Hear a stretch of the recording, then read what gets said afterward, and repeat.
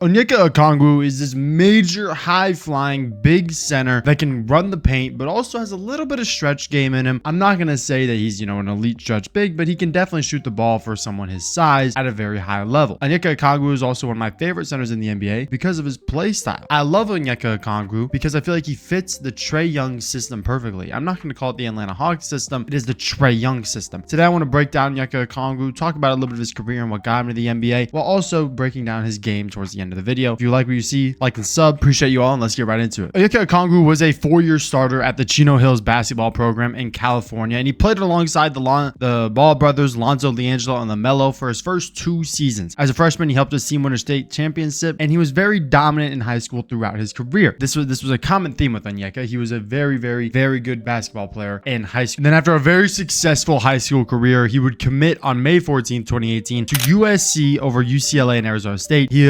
reported himself that he was drawn to the program because of its proximity and coaching staff. He wanted to be close to home. That's not ridiculous. And I think that he just preferred the coaching staff over UCLA's, which is fine. He left high school as a 5-star recruit, like a very decent 5-star recruit on the composite, but a 4-star recruit on the 24/7 sports rating. The 6'8", 235-pound center would fit right in at USC and would be a one-and-done player. Now, when you're that dominant in college as a big man, it is very hard to not be drafted in the top 10. He was the 6th overall pick, and in his time at USC, he would average 28 games. That's crazy. He'd play in 28 games. He'd average 16 points, 8.5 rebounds, 1 assist. He'd shoot 61.5% from the field, which is very, very good. Even though it's easy to shoot good from the field as a big man, it's still impressive. While shooting 25% from the 3. So I think he went 1 for 4. Legitimately, I think he went 1 for 4. Shot 72% from the line, which is very good. He was overall a very good player. He's an all Pac-12 player, the Pac-12 all freshman, and he built himself a very good resume on the NBA Draft.net's skill set rankings. He had a 9 score in athleticism, a 9 score in potential, a 9 score in rebounding, but a 9 score in strength. I mean, he was a interior monster while also having a 7 graded jump shot. He was very much a developmental piece when it came to the jump shot, but it wasn't impossible for him to go out there and develop one. He would gain comparisons to John Collins and Montrezl Harrell. I'm going to go ahead and stick with the Montrezl Harrell when we compare him to his comp. I do like the Montrezl Harrell fit a bit more. I think John Collins is just a better stretch big than Onyeka Okongwu will ever be, to be honest. So I'm going to go ahead and go with Montrezl Harrell, who really was never a stretch, but I think that John Collins is just like a bit, there's like a tier, Montrez, Onyeka, and then John Collins. That's just what it is. I'm going to go ahead and go with Montrez for the comp. NBA Draft.net said that his strengths was he was an excellent rim protector who can block shots in one-on-one matchups or erase looks and well-timed help defenses. He was relatively undersized for an NBA big man at the time. Nowadays, a 6'10" big man is very good. He has a great wingspan, great length, physical player in the paint, finishes with both hands. He was a amazing player down in the paint. He was a paint beast. Literally the 2K archetype paint beast was Onyeka Okongwu. But his weaknesses was he had to polish his offensive game. He can be too reliant on his physical gifts in order to overpower and outclass his opponents. And he often relied on second chance opportunities after missing his first shot. So think about it like Angel Reese. Basically, the whole problem is that he was just going to bang you in the post, pause until he scored. And when that didn't work, he would just grab his own rebound and put it back in. That's not going to work in the NBA as well as it will in college. But I think he did a fine job over time refining that part of his game. Now, getting into this comparison, Onyeka Okongwu ended up being 2-2 versus Montrezl Harrell before he left the NBA. Montrez does have about 220 more games played. He averaged more points throughout his career, but Onyeka Okongwu did have some interesting years where he was down, especially that rookie year. That one did not help him out at all. More rebounds for Onyeka,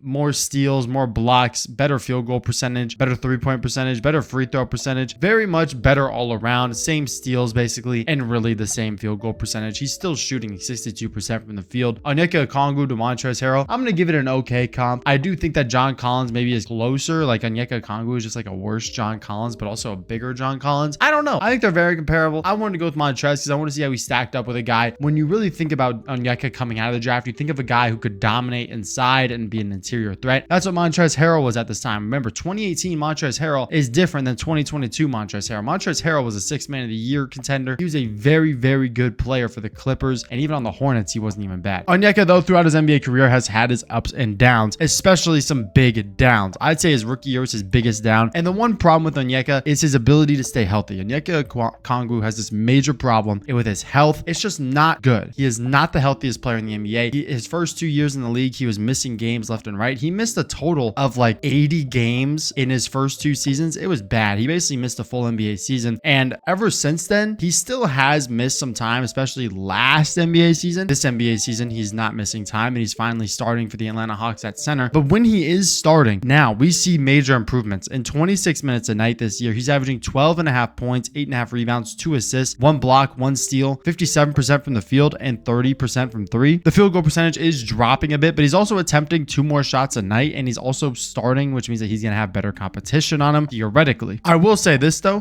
I would say his most impressive season was probably his 2022-2023 season. Played in 80 games, started 18 of them, 23 minutes a night. He got 10 points, 7 rebounds, 1 assist, 1 block, 64% from the field, and 31% from 3. Now, he barely did shoot threes, unlike his years this year where he's shooting about 1 a game, which I really like to see. Like I said, if he can figure out the jump shot, shoot 35% from 3, Onyeka Okongwu is going to be a mauler and a paint beast. I'm going to do my best to break down Onyeka Okongwu's game here, but it's a very, very simple way to play. Onyeka Okongwu, as you can see, he's up here. He's about to set a ball screen for Trae Young. It's barely a screen, but it's something for Trae Young to create space on. Good roll, and of course, Trae Young is going to find him. Trae Young is one of the better passers in the NBA. But look at the finish. This is Tobias Harris. That's not a small man. That's like 6'7", like 230 maybe, and he just finishes right on top of him. Interior monster, interior threat. Onyeka Okongwu is that guy. Like I said, the breakdown of his game is going to be very, very repetitive, but it's just a very simple way for him to get buckets. Another ball screen, this time on Malik Monk. DeJounte Murray. This is back when DeJounte Murray was on the Hawks. Onyeka Okongwu sets the screen. He rolls. Great bounce pass. And I don't know what Trey Lyles is thinking here. This is Onyeka Okongwu, one of the most athletic centers in the NBA right now. He's just going to dunk that over you every single time. And that's not a charge. You just look dumb now. Onyeka Okongwu showed him the business. Now we have some motion where he's actually going to get the ball at the wing here. He gets the ball. Then he's sagging off. I want to say it's Paul Reed on still. And you're going to take this space every time. Now I do got to say this court is absolutely hideous with the blue shoes. I don't really like this court, especially when you think of the Atlanta Hawks. Do you think of powder blue? I know I don't. But Onyeka Okongwu sizes him up. Great spin move. Creates space. I love the spin move. It's one of my go-tos in basketball. I'm not that good, but it's a spin move is a spin move. It's a great move. Finishes over with the right hand. That's a tough bucket over Paul Reed. And that just shows that Onyeka Okongwu does have a post game. He knows how to operate in the post. He knows how to operate himself when it comes to isolation scoring. But the best way for him to get buckets is pick and roll dunks, pick and roll layups. So why not use that to the best of your abilities at the end of the day? At the end of the day, Onyeka Okongwu is a freak athlete. He's a phenomenal player. And I absolutely love watching him. He's one of my favorite players in the NBA. Appreciate you guys for watching. Like and sub as always. And yeah, let's go.